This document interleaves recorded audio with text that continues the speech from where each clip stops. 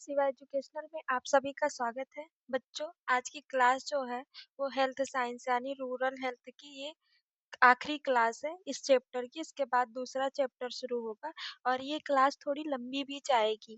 ठीक, तो आगे हम देखेंगे शहरी स्वास्थ्य मिशन के बारे में, इसकी रणनीतिक ढांचा देखेंगे, अर्बन हेल्थ मिशन यानी एक परिचय इसका देखेंगे, शहर की अदृश्य की चुनौतियों को समझेंगे। इसके बारे में शहर में कुछ कुछ दृश्य ऐसे होते हैं जो हम एकदम स्पष्ट रूप से नहीं देख सकते, उसके बारे में हमें अच्छे से तह तक जाना पड़ता है तभी हम देख पाते हैं।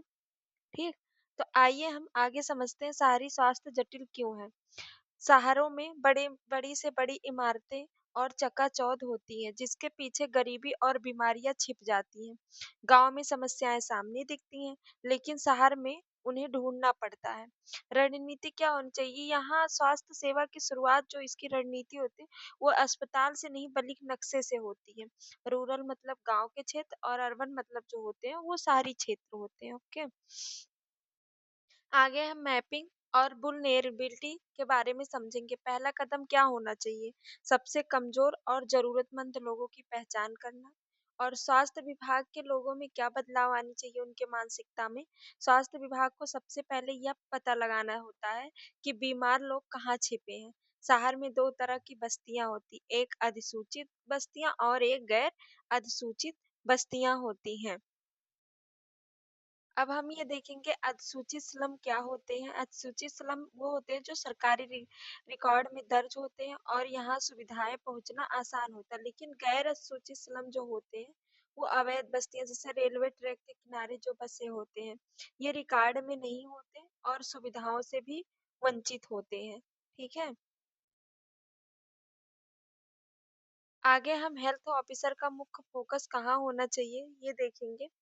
गैर अधिसूचित बस्तियों में ही सबसे ज्यादा बीमारियां पनपती हैं। चुनौती क्या होती है वहाँ पे? ये अवैध है और यहाँ स्वास्थ्य सेवाएं पहुँचना सबसे मुश्किल काम है। लक्ष्य क्या होना चाहिए हेल्थ ऑफिसर का? वहाँ एक प्रभावी हेल्थ ऑफिसर का मुख्य काम इन्हीं अदृश्य क्षेत्रों को ढूंढकर वहाँ तक पहुँचना है। तो हम दूसरा देखेंगे प्राथमिक स्वास्थ्य केंद्र के बारे में, एक उसका एक अलग नजरिया देखेंगे हम। सिर्फ इमारत एक नहीं, ठीक, यूपीएससी यानी ग्रामीण से बिल्कुल अलग होता है। यूपीएससी जो है वो पीएससी से बिल्कुल अलग होता है ग्रामीण से। शहर की जीवन शैली देखेंगे, शहर के लोग और मजबूत दिन भर काम पर रहते हैं। ठीक, समस्या क्या है, अगर अस्पताल सुबह खुलता है और शाम को बंद होता है तो मजदूर अपना इलाज कब कराएंगे, ये एक समस्या है। और शाम की ओपीडी जो है समस्या का अनुकूलन समझेंगे ओपीडी के बारे में। समय दोपहर 12 बजे से रात रात को 8 बजे तक ओपीडी खुला रहता है और जो दिहाड़ी मजदूर काम खत्म करने के बाद ही अस्पताल आ सकते हैं। यह समय सारणी सुनिश्चित करती है कि इलाज के चक्कर में उनकी दिहाड़ी न कटे। अब यूपीएससी में इलाज कौन करता है? एमबीबीएस डॉक्टर, तो जो फुल टाइम होते हैं। ठीक, गायनोलॉजिस्ट होते हैं, ये पार्ट टाइम होती हैं, वीक विजिट करती हैं। ठीक है, पेडियाट्रिशियन होती हैं, ये पार्ट टाइम होती हैं, ये भी। महिला आरोग्य समिति या मेयस जिसे कहा जाता है, शहरी सामुदायिक ढांचा देखेंगे। अंतर क्या होता है? ग्रामीण क्षेत्रों में पंचायत एक मजबूत ढांचा होता है लेकिन शहरों में ऐसा कोई सिस्टम नहीं है। ठीक है, समाधान अब क्या होगा इसका? इस कमी को पूरा करने के लिए शहरों में एमएएस यानी महिला आरोग्य समिति का गठन किया जाता है। भूमिका क्या है? यह शहरी स्वास्थ्य मिशन की रीढ़ होती है। एमईएस जो होती है ये शहरी स्वास्थ्य मिशन की नींव होती है या रीढ़ होती है। ठीक, आगे हम देखेंगे एमईएस की संरचना यानी उसके स्ट्रक्चर क्या है। बस्ती की 10-12 सक्रिय महिलाएं होती हैं। स्वास्थ्य इनकी जिम्मेदारी होती है स्वास्थ्य समस्याओं पर नजर रखना और आपस में मिलकर एक ग्रुप बनाती हैं। ठीक है, और इनका फंड जो होता है ये 5,000 होती है। आगे हम इनका सालाना फंड देखेंगे। हर एमएस ग्रुप को 5,000 प्रतिवर्ष मिलते हैं। और उद्देश्य इनका क्या है? आपातकालीन स्थिति और जनहित कार्य। चुनौती देखेंगे इलाज या दिहाड़ी, मतलब जैसे डर क्या होता है, अगर अस्पताल गए तो आज की दिहाड़ी कट जाएगी। और कठिन विकल्प क्या है कि बीमारी और रोटी के बीच में उन्हें अक्सर रोटी को चुनना पड़ता है। ठीक है। आगे हम विशेष आउटरीच कैंप देखेंगे। समाधान क्या होता है, यदि मरीज अस्पताल नहीं आ सकता तो अस्पताल मरीज के पास जाएगा। कार्य प्रणाली यानी डॉक्टर और एएनएम सीधे स्लम में जाकर टेंट लगाते हैं।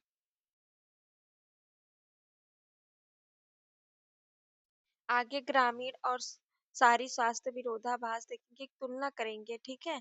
तुलना विश्लेषण गांव बनाम शहर स्वास्थ्य चुनौतियों और समाधान से है, जैसा कि इस फिगर में दिखाया जा रहा है। हम तुलना कैसे करेंगे? इस प्रेजेंटेशन में हम टेबल का उपयोग नहीं करेंगे, हम बनाम शैली का उपयोग करके चार मुख्य आयाम पर चर्चा करेंगे। ठीक।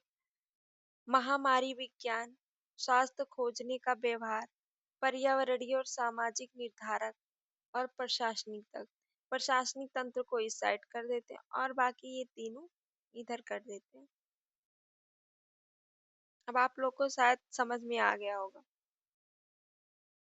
आयाम क्या है? आयाम ग्रामीण भारत संक्रामक रोगों का गढ़, यानी मुख्य समस्या यहाँ गंदगी और अभाव से जुड़ी पुरानी बीमारियां हावी होती हैं, जैसे मच्छर जनित मलेरिया, काला जार, जापानी और इंसफ्ले इंसफेलाइटिस। ठीक। कारण क्या है? खुले खेत और झाड़ियाँ मच्छरों के प्रजनन के लिए आदर्श है। वाटर बॉर्न जल जनित हम देखेंगे। ठीक। हैजा और टाइफाइड कारण बिना ट्रीटमेंट के हैंड पंप या कुएं का पानी पीना। बच्चों में अविकासिता और महिलाओं में एनीमिया शहरों से काफी ज्यादा होती है। सारी देखेंगे, सारी भारत बीमारियों का दोहरा बोझ। यहाँ संक्रामक और गैर संक्रामक दोनों बीमारियां देखेंगे। संक्रामक रोग क्या है? भीड़ भाड़ और वेंटिलेशन की कमी से टीबी और श्वास संक्रमण तेजी से फैलते हैं। ठीक। और गैर संक्रामक रोग क्या होते हैं? गैर संक्रामक जैसे शहरी जीवन में कम चलना, जंक फूड की देन। ठीक। डायबिटीज, बीपी और हृदय रोग का विस्फोट, चोट और दुर्घटना यानी सड़क दुर्घटना मृत्यु का बड़ा कारण है शहर में। ग्रामीण बाधा दूरी का अत्याचार हम देखेंगे। सबसे बड़ी समस्या ग्रामीण में क्या होती है? भौतिक पहुंच होती है, जैसे प्राथमिक स्वास्थ्य केंद्र अक्सर 5 या 10 किलोमीटर दूर होता है, गाड़ी या साधन नहीं मिलते हैं। ठीक। मरीज तब तक अस्पताल नहीं जाता जब तक हालत गंभीर न हो जाए, और लोग घर के पास मौजूद झोला छाप डॉक्टर पर निर्भर रहते हैं। आगे हम सारी बाधा बहुतायात का विरोधाभास करेंगे, जैसे अस्पताल बहुत है फिर भी इलाज मुश्किल है। ठीक।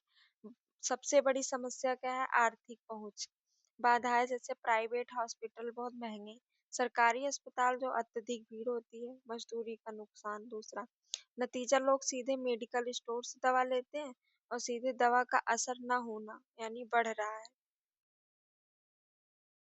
बिना हमें अपने बीमारी को पता लगाए हम लोग चले जाते हैं मेडिकल स्टोर से दवा ले आते हैं, तो ये पहले हमें डॉक्टर का रिक्वायरमेंट लेना जरूरी होता है, उन्हें दिखाना चाहिए। ग्रामीण पर्यावरण और समाज के बारे में देखेंगे, जैसे स्वच्छता, गांव में पर्यावरण के बारे में, जैसे खुले में शौच करना अभी भी चुनौतियां हैं, जिससे कृमि संक्रमण हो सकता है। आवास, घर हवादार होते हैं लेकिन इंडोर प्रदूषण यानी चूल्हे का धुआं से महिलाओं में फेफड़ों की बीमारियां होती हैं। कम्युनिटी बहुत मजबूत है, आशा दीदी पर सबको भरोसा है, नुक्कड़ नाटक से पूरा गांव इकट्ठा हो जाता है। और शहरी पर्यावरण देखेंगे, स्वच्छता के बारे में सीवरेज की कमी होती है शहर में, खुली नालियां और कचरे के ढेर होती हैं, एक शौचालय में 50 से 100 लोग। आवास के अत्यधिक भीड़ भाड़ वाली जगह होती है, एक छोटे कमरे में 6 या 8 लोग, एक को फ्लू टीबी हुआ तो सबको होगा। अब सामाजिक अलगाव हम देखेंगे, पड़ोसी एक दूसरे को नहीं जानते, स्वास्थ्य संदेश देना मुश्किल है, बार बार जगह बदलने से टीकाकरण ट्रैक करना नामुमकिन है। ग्रामीण प्रशासन यानी एकल कमान देखेंगे। स्पष्ट ढांचा क्या जिम्मेदारी तय करना आसान है। जैसे पंचायती राज, बहुत सक्रिय भूमिका ग्राम प्रधान के पास होता है। BHS, BHSNC ठीक का फंड होता है और वह जवाबदेही होते हैं। CMO होते हैं, MYIC होते हैं, medical officer incharge, PSC, ANM होते हैं, आशा गांव में। आगे हम शहरी प्रशासन की बिखराव देखेंगे। मल्टी एजेंसियां, सफाई, पानी, नगर निगम, मलेरिया छिड़काव जैसे स्वास्थ्य विभाग करते हैं। आंगनबाड़ी, ICDS विभाग ठीक। और नुकसान क्या होता है? कोऑर्डिनेशन की कमी, विभागों की लड़ाई में काम अटक जाता है। नेतृत्व क्या होता है? कोई ग्राम प्रधान जैसा लीडर नहीं होता। वार्ड पार्षद अक्सर स्वास्थ्य में कम रुचि लेते हैं। अब मुख्य सीख हमें क्या मिलती है? ग्रामीण स्वास्थ्य समस्या पहुंच और बुनियादी सुविधाओं की है। सारी स्वास्थ्य समस्या कोऑर्डिनेशन और जीवन शैली की है। एक अच्छे स्वास्थ्य अधिकारी को जगह के हिसाब से अपनी रणनीति बदलनी होगी। एक लाठी से सबको हाँकना यानी स्वास्थ्य में काम नहीं करता। ठीक बच्चों, आज की क्लास यहीं तक। धन्यवाद।